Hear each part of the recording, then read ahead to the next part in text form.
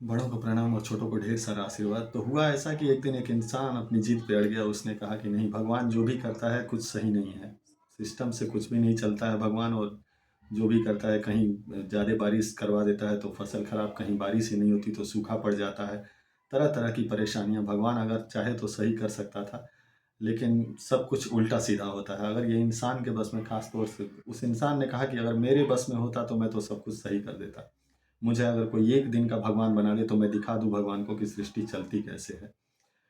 अब उसको लगा कि वो सब कुछ ठीक कर देगा, तो यही जिद लेकर के वो पहुँच गया मंदिर में भगवान के आगे। भगवान सब कुछ सुन रहे थे, खूब दिल खोल करके सुना रहा था भगवान को कि भगवान, मैं तो, आप तो यहाँ चुपचाप बैठे रहते हैं मूर्ति बने, आपको क्या लेना देना है दुनिया से? मैं रहता यहाँ पे, अगर आपकी जगह मैं मंदिर में होता तो मैं क्या क्या से क्या नहीं कर देता। सारे लोग खुश रहते, चारों जिसको जो चाहता वही मिल जाता। मैं सबको जो जैसे खुश रहता उसको वो दे देता, जिसको जिसकी ज़रूरत होती अथाह धन दौलत संपदा बरसाते जाता। जहाँ बारिश की ज़रूरत होती बारिश कराता, जहाँ अ, बारिश नहीं होने की ज़रूरत होती वहाँ बारिश नहीं कराता। बहुत आसानी से, मतलब मैं सृष्टि को लेकर के वो चलता, बहुत आसानी से सब कुछ हो जाता। भगवान उसकी जिद को सुनते गए, सुनते गए, सुनते गए, और लास्ट में उन्होंने कहा कि हे इंसान, अगर तेरी यही मर्जी है तो चल, मैं तुझे एक दिन का भगवान बनाता हूँ। तू आ मेरी जगह और देख क्या होता है, कैसे सृष्टि चलती है, और तू संभाल। तो उस इंसान को उन्होंने कहा कि आ जाओ मंदिर में, एक दिन के लिए मेरी छुट्टी, और मेरी जगह तुम मूर्ति बन के बैठे रहना। इंसान बड़ा खुश, सोचा कि अब तो प्रूफ करने की बारी है, अपने आप को मैं प्रूफ कर लूँगा आसानी से। तो मंदिर में मूर्ति बन करके वो बैठ गया, भगवान की हो गई एक दिन की छुट्टी। भगवान चले गए। अब मंदिर में बैठा रहा, देखता रहा, लोगों का हुजूम आ रहा है, कोई फूल माला चढ़ा रहा है, कोई अगरबत्ती दिखा रहा है। बड़ा खुश, वो बोला कि भगवान की तो इतनी सेवा हो रही है, बताइए, और फिर भी भगवान पता नहीं क्यों, न जाने क्यों ऐसा करते रहते हैं। तो मन ही मन वो इंसान का फेवर ले रहा था और भगवान को कोस रहा था। मंदिर में भगवान बना हुआ था एक दिन के लिए। अब उसको लगता था कि अब तो वो अपनी नज़र के सामने कुछ भी गलत होने ही नहीं देगा। तो बारी भी आई, परीक्षा की घड़ी भी आई।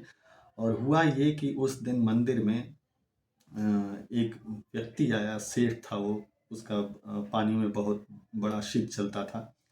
तो भगवान के आगे उसने मत्था टेक करके कहा कि हे भगवान, आज मुझे जाना है अपनी नाव पे वापस, और जो कुछ है मेरी यात्रा है तुम संभाल लेना। तुम्हारे ही भरोसे आया हूँ, और सोचा हूँ जब भी तुम्हारा अंतिम दर्शन करके जाता हूँ, जब भी तुमको देख के जाता हूँ, तुमसे मिल के जाता हूँ, तो मेरा दिन अच्छा होता है। मेरी लाइफ तुम्हारे भरोसे है, तुम्हारे चरणों में प्रणाम प्रभु, मेरी नैया पार लगाना। और इतना कह करके वो मत्था टेकता है और फिर चल देता है वो वहाँ से, मंदिर से। ये भगवान बना हुआ है, इसने भी आशीर्वाद दिया, लेकिन इसने एक चीज़ देखा कि जब वो इंसान चला तो उसके जेब से उसका बटुआ गिर गया, उसका पर्स गिर जाता है नीचे। और देख करके, बेचारा बना तो है भगवान, जाहिर सी बात है कि भगवान उसको समझा के गए थे कि देखो, देखते रहना, बोलना कुछ मत, सब्र रखना, सब अच्छा होगा। बस तुम एक दिन के भगवान अगर बने हो, मैंने बनाया है, तो तुम देखते रहना सारी घटनाओं को, बोलना मत। भगवान ने खास तौर से उसे समझाया था। लेकिन इंसान अपने स्वभाव से विवश, वो देखा कि पर्स गिर गया, बोलना चाह रहा था, लेकिन भगवान की वो बात याद आई कि भगवान ने कहा है कि बोलना मत।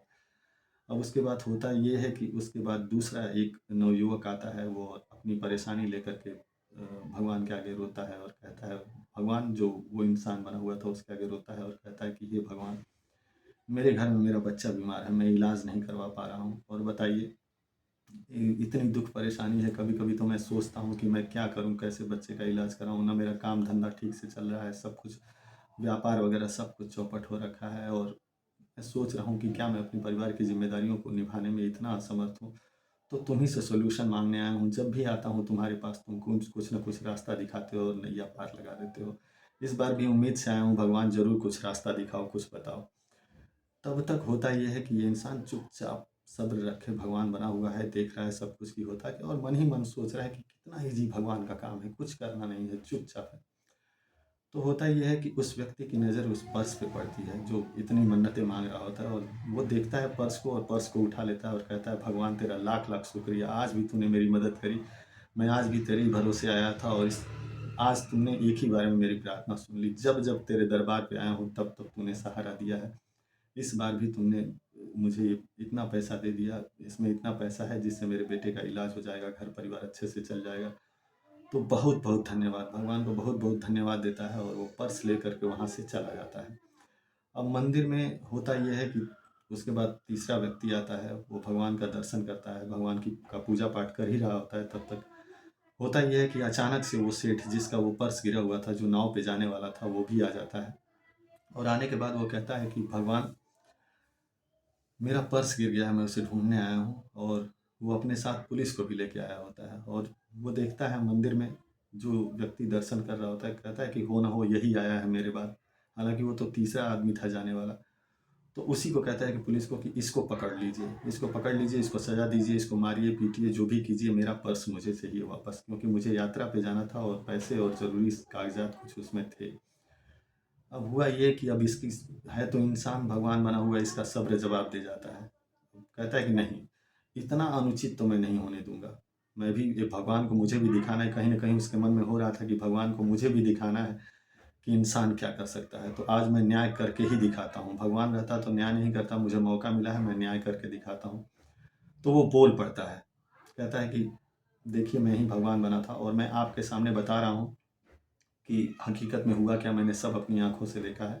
इनका जो पर्स गिरा था वो इस आदमी ने नहीं उठाया, वो दूसरा आदमी जो अभी मंदिर से जा रहा था, उसने पर्स उठाया। ऐसे-ऐसे उसको पैसे की ज़रूरत थी, वो भी बोल रहा था, लेकिन मेरी आँखों के सामने उसने पर्स उठाया था। और ऐसा करके पुलिस पकड़ लेती है उस आदमी को, पर्स उससे लेकर के सेठ को दे देती है। सेठ अपने मंजिल की तरफ चला जाता है। उस व्यक्ति को भी पुलिस छोड़ देती है, क्योंकि उसकी गलती नहीं थी, उसने गिरा हुआ पर्स उठाया था।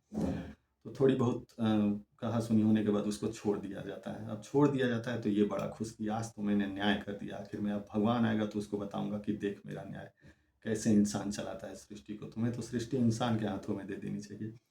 होता ये है कि भगवान आते हैं, सब कुछ ये जब तमाशा खत्म हो जाता है, सारे लोग चले जाते हैं, इसके सामने भगवान फिर से प्रकट होते हैं और बोलते हैं कि अरे मूर्ख, तुमने जान तुम्हें नहीं पता कि तुमने कितनी बड़ी बेवकूफ़ी कर दी। उसने कहा क्या बेवकूफ़ी करी, मैंने तो न्याय कराया। उन्होंने कहा नहीं, देखो, जिस व्यक्ति का पर्स गिरा था वो मेरी माया से गिरा था, क्योंकि वो जाने वाला था अपने जहाज़ के पास, और समंदर में वो जाने वाला था। और मुझे पता है कि आज समंदर में तूफ़ान आने वाला है, और इसी वजह से मैंने उसका पर्स गिराया था ताकि उसकी जान बच जाए। वो मेरा बहुत बड़ा भक्त है। तो इसी वजह से मैंने उसका पर्स गिराया था कि अगर उसका पर्स गिर जाता, पैसे गिर जाते, पैसे उसे नहीं मिले होते, तो वो समंदर में नहीं गया होता उसकी जान जाने से। अब जानते हो तुम्हारी गलती से वो समंदर में जाएगा, अपनी नाव पे चढ़ेगा, वो तूफ़ान आएगा और उसमें उसकी नाव समा जाएगी, वो हमेशा के लिए मर जाएगा। और रही दूसरी बात, तो इस व्यक्ति को पर्स मैंने इसीलिए दिलाना था क्योंकि ये भी मेरा एक भक्त है और इसको पैसे की उतनी ज़रूरत थी वाक़ई में। तो इस समय दोनों का काम, इसका पर्स गिर जाने से और उसको पैसे मिल जाने से दोनों का काम चल जाता, दोनों का जीवन सुखमय हो जाता। लेकिन तुम्हारे एक हस्तक्षेप ने, तुम्हारे एक बोल पड़ने ने, मैंने तुम्हें समझाया था कि सब्र रखना, भगवान सब्र रखता है, सबकी सुनता है। लेकिन तुमने अपना स्वभाव दिखा ही दिया आखिर इंसानों वाला, और देख लो तुमने सब कुछ उलट-पलट कर दिया। इंसान को अपनी गलती का एहसास हुआ और कहा कि नहीं भगवान, आपकी सत्ता आप ही सँभालो, और सच में इंसान के भरोसे कुछ भी मत छोड़ो। तो उम्मीद करता हूँ कि ये कहानी आपको पसंद आई होगी। आपकी मंगलमय शुभकामनाओं के साथ धन्यवाद।